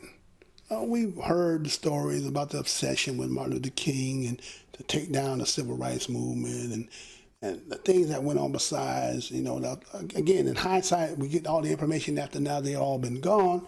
And we see some of the things. And again, I just did the story the other day about the clandestine, right? Remember the clandestine cat, right? Now, he's a part of that too, right?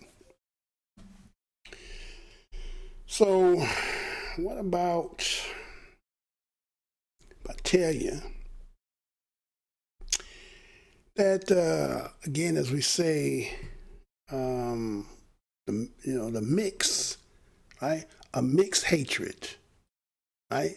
A mixed hatred.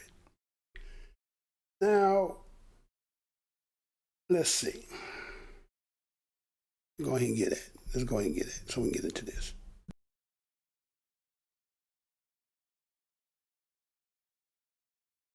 One of the most disliked white men in the black community allegedly was black himself. That rumor doesn't surprise those who observe some of those blacks who pass over and become white bigots to cover their tracks, or perhaps they just suffer from self-hatred. But it sent Millie McGee back to her family tree in Macomb, Mississippi, to see if the man who became synonymous with the FBI and hatred of Martin Luther King Jr. was himself her cousin, who had gone through the special Underground Railroad built from the South to Washington, D.C. for blacks who looked white enough to live as white people. Okay, so there were some questions as to the validity of who J. Edgar Hoover really was, right? And you've seen there in that video. Are we ready to get all that together? I see you finally got the time, you got the date and stuff up there correct. We appreciate that, sir. What about this? Can you get that ready? Get that ready for us. Yeah, because that should have been there already, sir. It's not showing that.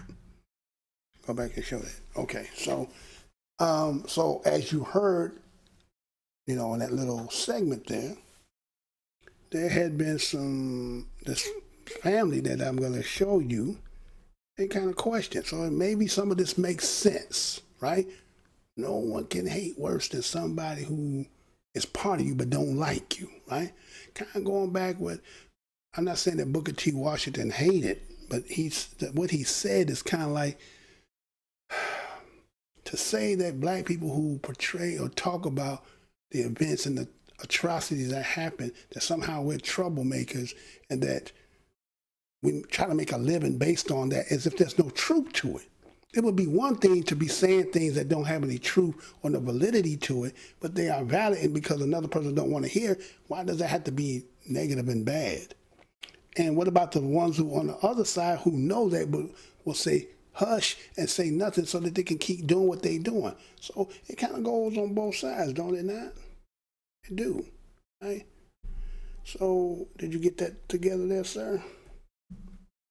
There you go. I think you got it now, right? There you go. But it still don't look right. Boy, I tell you, you gotta help wanted in the window. I'm telling you. All right, go ahead and show this picture of the sister here again, so we can, those who didn't see it well.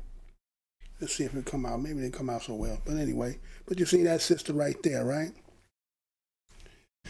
She's the one who says that J. Edgar Hoover was in her family tree, right?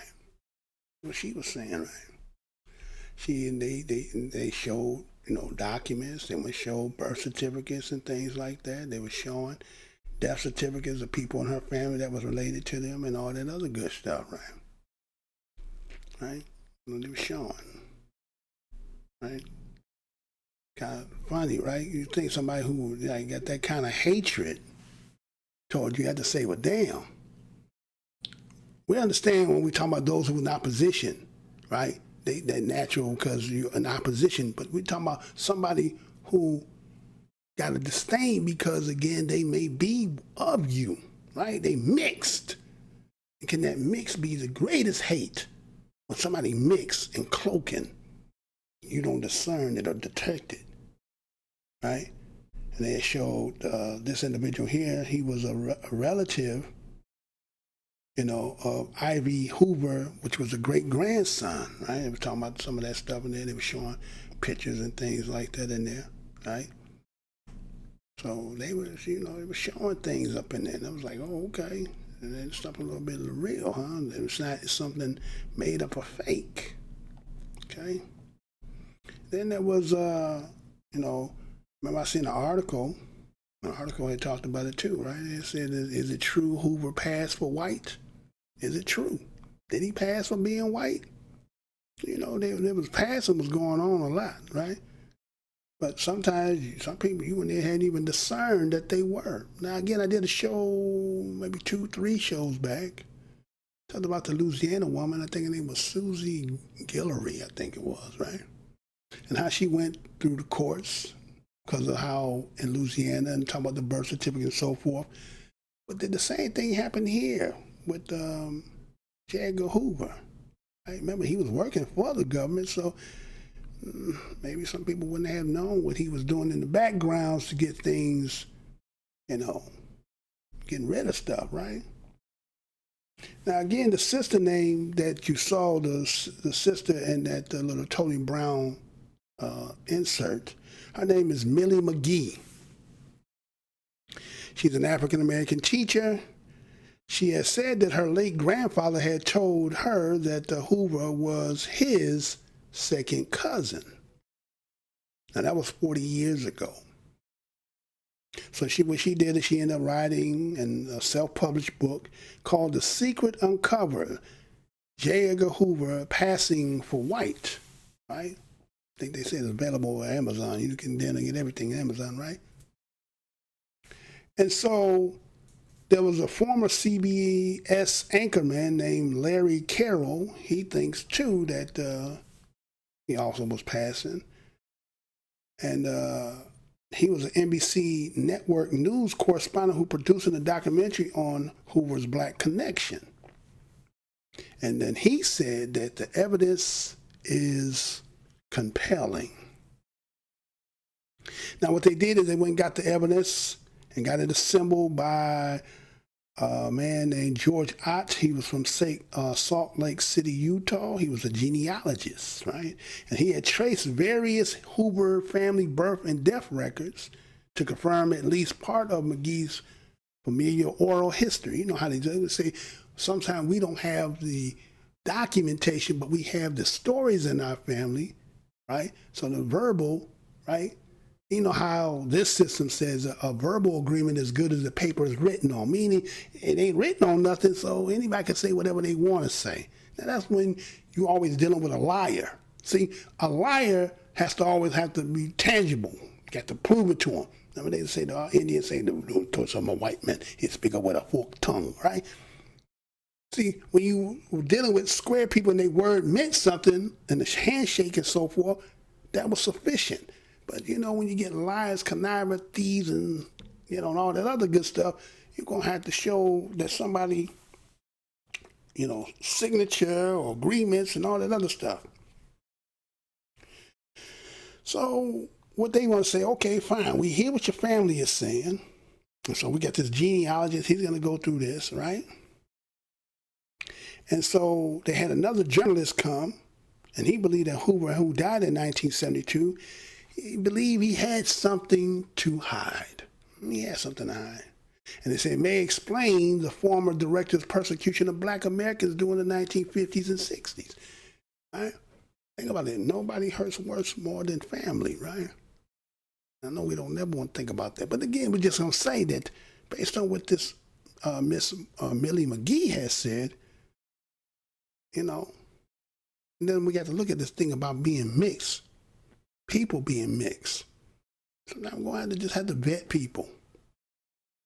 It's okay to be, you know, having relationships with people and stuff like that, but some people, you know, they come in and cloak. I mean, shit, we're going to look at some of the stuff, again, when you talk about the person who was doing this and looking at the ideas that he was coming up with, it was like, damn, that's how that shit was working. Because you got to ask yourself, how some of the shit that works against us as black people, how do they be able to use, how do they be getting stuff that be working against us? Because you got to have somebody who's either one, very familiar with knowing how to do it, right? You know, food for thought, fact to chew on, right? So they said there was various memoirs established, and they were seeing how Hoover was so obsessed with Martin Luther King, the Southern Christian Leadership Conference, right? And so he was targeting black newspaper publishers, right? He was going after what they call the leftist black celebrities, going back to when you call Paul Robeson, right? And so when you think about the rumors of Hoover being black rooted, they said it was not entirely new, right? There was a novelist named Gore Vidal. It was a biography of Anthony Summers. He had wrote Official and Confidential, The Secret Life of J. Edgar Hoover. So I always said in my family around the city, we're talking about in Washington, D.C., that he was a mulatto. That J. Edgar Hoover was a mulatto. People say he came from a family that had passed. Oh yeah, came from a family that passed. I say that today ain't so prevalent today, right? But then that was very significant. Made the difference when you can, you know, ain't that something? You could, somebody black could pass as white, because that must tell you that a lot of them weren't as authentic or let's say authentic and officially white them damn self, right? If black people can pass, that means some of them weren't as white as they think they were either. So it's always been a game, right? It's been a game, right? So according to this Summers book, and they also talk about the fact that he was a closet homosexual and liked to dress and drag, right? So that's a hell of a, think about that. That's a hell of a cocktail. Half black, don't want to be black, want to be white, right? And part of the LGBT, but you can't be that because at this particular time, you know what I'm saying? I ain't even saying unfortunate, but I'm saying, just say more now than then. So, you know what I'm saying? And then to say that black people and Bible and how they. So yeah, you really hate it. Right? You really hate. You can be. I mean, even to this day, you have some people who are part of the LGBT group who don't identify as black, identify as the group, but then don't realize that your race proceeds before your preference, right? Sexual preference.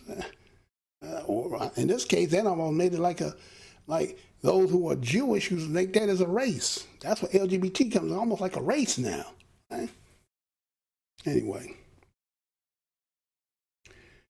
So this individual who ended up reading this biography, he was, again, a defender of, let's say, J. Edgar Hoover. Right? He was saying, well, there's no smoking gun here. There's nothing that indicates definitely that Hoover was 1/4 or 1/8 or 1/16 or even 1/32 black. Of course they don't. Then they make a movie with Leonardo DiCaprio. Then they make him as Edgar Hoover, right? I don't know. I didn't watch it, so can't tell you whether they had that part in there. But they also said no, it had a black driver that he. Anyway, so there was. They said that the circumstantial evidence began to collaborate with Miss Millie McGee's testimony, in which her family was talking about, right?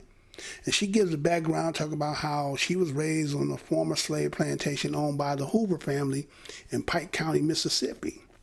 These Hoovers, they say, were related to another Hoover clan living in Washington. Okay, now remember, he's going again. Well, I'll get there. But the person who was doing the genealogist, he was kind of skeptical on it, okay? Because remember, they're going to get on cold because there's a lot to lose in knowing that, right?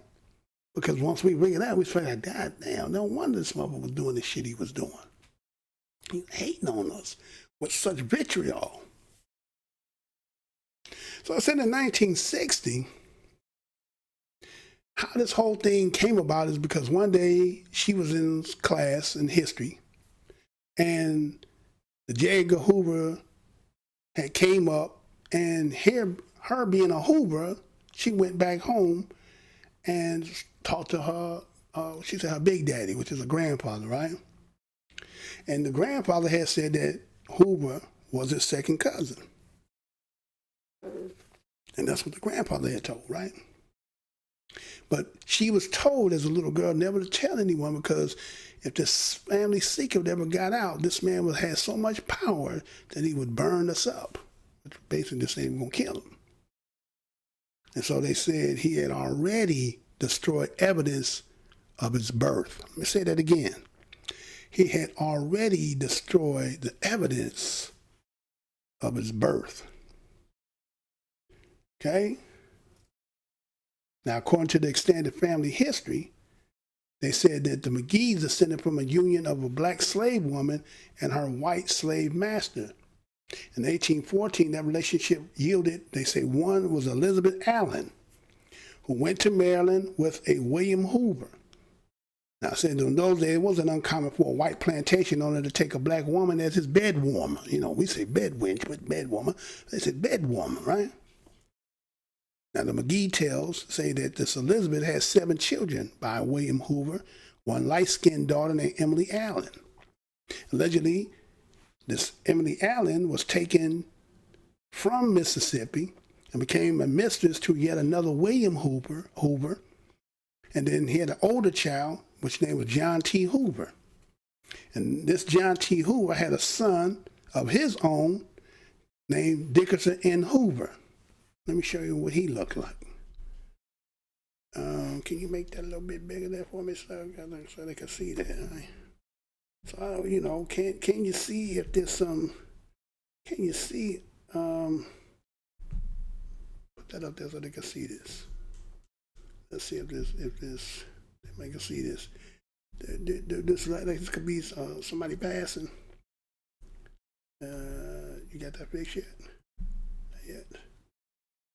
All right, that looks pretty good. Try it from there. I'll try that. Okay?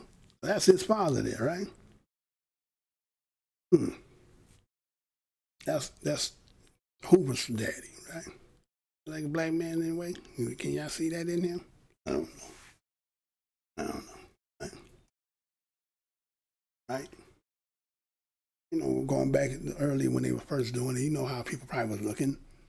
Like some of us in our family, we had some people who were very fair skinned, but they were black as we know is, right? Right? But I don't know if it's just the fair skinness. I think it's also the features and so forth, right? But again, that's what they said that their daddy was, right? So, when you think about this, the father here, father was John Edgar Hoover, was born on New Year's Day. Well, that's J. Edgar Hoover, right? He was born on New Year's Day, 1895 in Washington, D.C. to Anne Marie. Now, the thing is, what they stress about his mother, they made sure to know that she was a Swiss-German descent, right? And then they talk about the father, which is the one I just showed you, Dickerson Naylor Hoover, right? And he was, they say, of English and German ancestry. His maternal grandmother was John Hitz, Swiss honorary consul general. So they trying to make, they was all Germans, right? But there was one thing that when I was doing this research that I thought I seen, and there was, you know, they say that Hoover was born in a house, right? He was born in a house, and they said that Hoover did not have a birth certificate filed upon his birth, right? Because he was born in a house, right? But they said two of his siblings had certificates, but Hoover was not filed until 1938 when he was 43 years old. Keep that in mind, right? He was born in a house, didn't have a birth certificate on file, but then he finally did one in 1938. But yet his brother and sister had one already prior before then, but his somehow, right? So according to that's what they say. They said, well, some the granddaddy said there was some things going on back there, right? Changing up stuff, right? So the point gonna be here is, right? An individual who is mixed, and at this particular time he's trying to pass. So to stay in that position, you know, he's gonna do whatever it takes to make sure nobody find out this secret. So, you know how it is. You know what that verse that Cube said?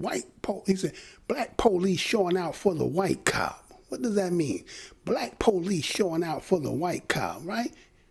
You got to prove your keep. You got to show them you down with them, right? Oh, man, that's what it was. You went so hard because you was trying to make yourself to be at our expenses, our own expenses, right? Because matter of fact, remember I just did the other day about the clandestine, right? Where the individual came out and wrote the letter, remember? He came out and said that he regretted what he had did, right? He came out and said, oh man, you know, looking in hindsight based on what I had did, you know, I think I was wrong for that. I shouldn't have did that, right? Matter of fact, because it was all about this, right? It was about, I'll go back and show that, right? Because remember, this all just fell out. Now, this all tied with J. Edgar Hoover, right? Remember that they just talking about the Malcolm X family says letter shows NYPD and the FBI conspired in his murder, right? Right? Remember seeing that, right?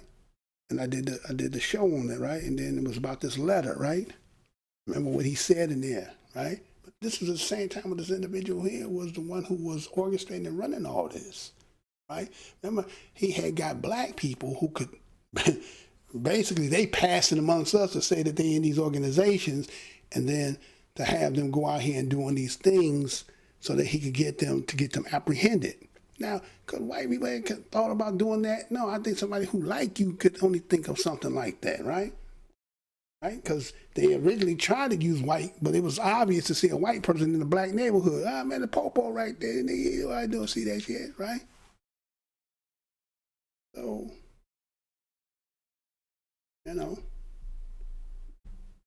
so I was saying, you know, this is very detrimental and has been for us for a long period of time. And so, what else? Go back up there. All right. No, not there. Not there. Okay. All right. So, Imagine that, man. That this person who is done so much, like the person, again, if you didn't see the show, you have to go see the show, which is the individual who ended up giving the deathbed confession letter to say that his implications of him conspired to her. And again, I believe he wasn't really trying to make mess about what happened with Malcolm. I think it was more about the Thomas individual who ended up going to jail so they wouldn't implicate him, right? And then how he said how what he did was against his own people, right? Can you imagine that? That to keep your, to stay in with these folks, what you had to do to show you was one of them. And then to see now at this point in time, and how somebody is always trying to put black people in this bad light, it's we the ones that's doing all, when all the shit has been done to us. And so it's like the people who supposed to be, who say they are us, don't like us either. Right? You have somebody who even labeled and tied they the first black president. You say, well, theoretically they should get reparations, but he ain't standing on shit. He didn't stand on shit about that. He was just like, yeah, theoretically they should. I mean, the country was somewhat built on it, but not entirely, but enough that at least be some recognition. Then you get this other motherfucker that's up in here doing all kind of shit. They go all the way back through to a lot of the foundation. Again, I did the story the day before prior to that one when I gave you the history of the migration of black Americans leaving the South from 1916 up until about 1942 or 40, and then from 1940 up to 1970. With 6 million odd people or so moved from the South and moved through the West and Northwest and all those places, right? And then we dealing with this. We finally get a chance, but then wait till this next story I'm going to show you, because see, I'm putting this all together, which is, again, I done showed you the migration. Then we get into the 60s. I showed the letter, how they saying that we had, that the government was recognizing that black people were making tremendous growth because we were benefiting due to the fact of the industry. The industry opened up because of the war. We got World War I, then we got World War II coming. But then I ran across something that somebody just said the other day, and I'm going to give you the history to that, which is, well,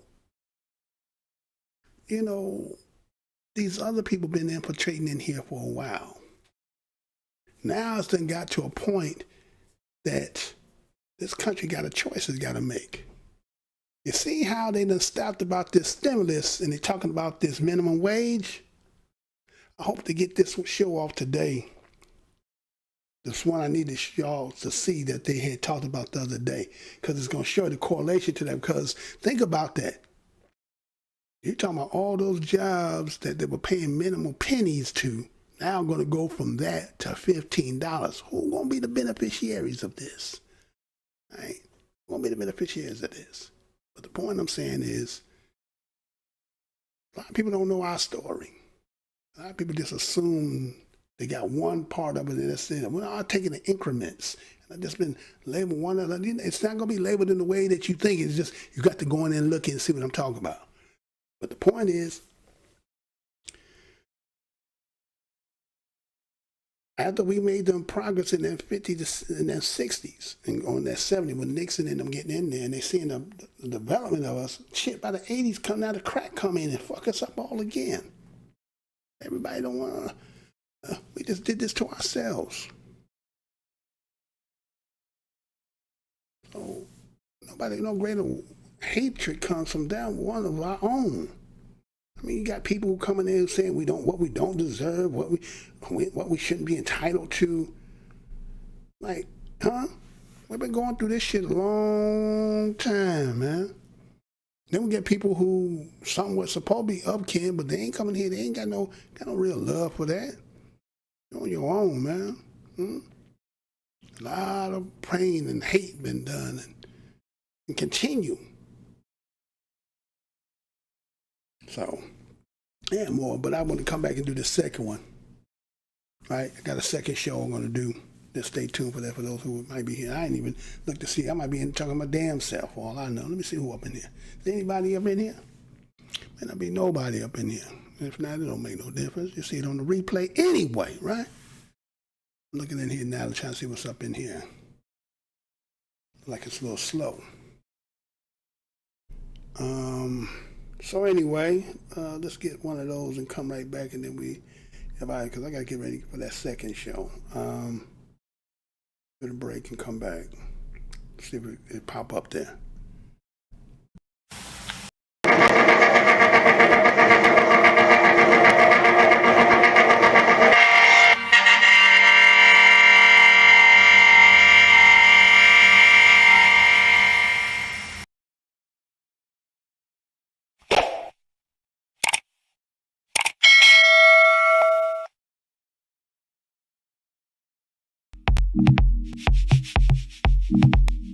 What's in the house? B Mac, what's good with you, man? Yeah, he was white. Even if he wasn't, his policy was a disgrace. You're right about that, brother, because I'm not even, it's not, you know what I'm saying, it's not even like claiming the motherfucker. It ain't like trying to claim the motherfucker, but they're just saying that there's the mystery was what make a motherfucker go all out the way he went out. Now, we understand our history between the opposites, black and white. We understand that. But when you come to find out, again, this sister went and put this of her family and her history in that would make a little bit more sense. Like I said, the mixed hatred is there's no greater hatred than when you get a mixed mug, right? Some mug who can pass as one, but hate the other. Nothing greater than that. The other one is obvious, right? Black and white is obvious, but when you get the mug that's the referee, you know what I'm saying? Playing sports with the referee, because they make you believe that the referee is kind of like unbiased. And then the thing is, look at the uniform. He got black and white shirt on, right? He's impartial. How many of us done play sports knowing damn well that damn ref can make the damn outcome if he don't like your ass? Ain't no such thing. You understand? You can hide behind that, right? We know how that go. So my thing is, whether he is he's checking the white box, right? Again, I could get into the history of how Louisiana did it and how it was all through the whole country. And it's still kind of this day and age. It's probably still there to this day. There's probably some babies who are born by people who are mixed that they will still check that box white on some of the babies that are being born. It's a number game, right? It's a numbers game. So my whole thing is, you got all these, people who are mixed hatred because they disdain and hate for us, that now because they're forced to be amongst us, they're easy to be clandestine sellouts. Like the show, clandestine sellouts. I'll say something else. It's probably clandestine sellouts, right? Ain't nothing worse than that. When you have your own people who hate their own people, and then they think that somehow doing all that the people that you're selling out for ain't looking at you like, well, if you do that to your own, we know damn well what you do to us, so nobody don't really trust you. But they think they doing a good-ass job doing that shit. Right? There's no middle ground. Either they're on your side or not. And you don't really want to have to do that with people, you with or without. But I mean, shit, again, go back to 2001 when President Bush told all the nations around the world, either you with us or you against us. There's no middle ground. And they always said that, matter of fact, I think in the scripture talking about lukewarm, right?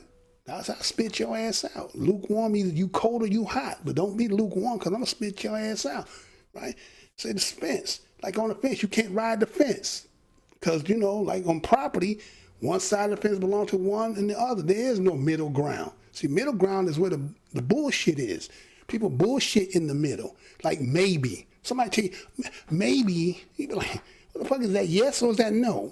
Maybe. People play when they say maybe. You know what I'm saying? So that's just how it is, man. And again, I'm trying to get myself ready because I got another show here.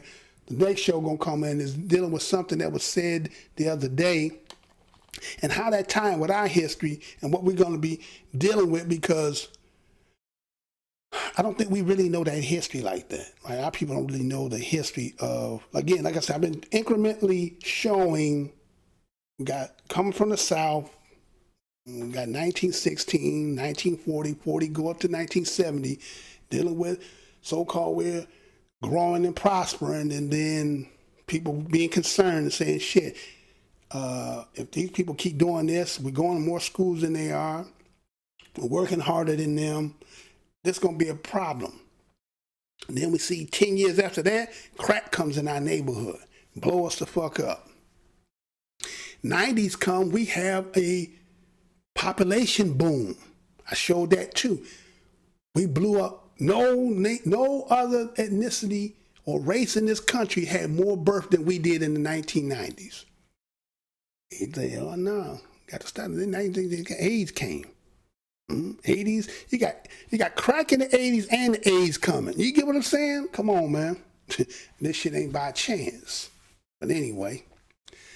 So I want to thank each and every one of y'all who came by. Some of them liked the video. Some of those y'all, the 7 who might be still up in here. B Mac is up in here as well, brother. Not sure. I think it's a B Mac I know, but I'm not sure if that's the B Mac. But it might be. But anyway, we'll figure out as time go on. But I want to thank each and every one of y'all for coming over, checking out the brother for today's show. Again, this is the most hated show in the black corner of YouTube. Again, to my next show, y'all stay up, positive. I mean, we're just telling it like it's how it is. Some people are going to rough the wrong way, but history is history. And what can you do about it? And you're going to tell me the history ain't true?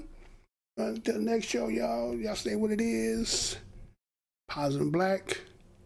Till next show, y'all. Till next real soon show.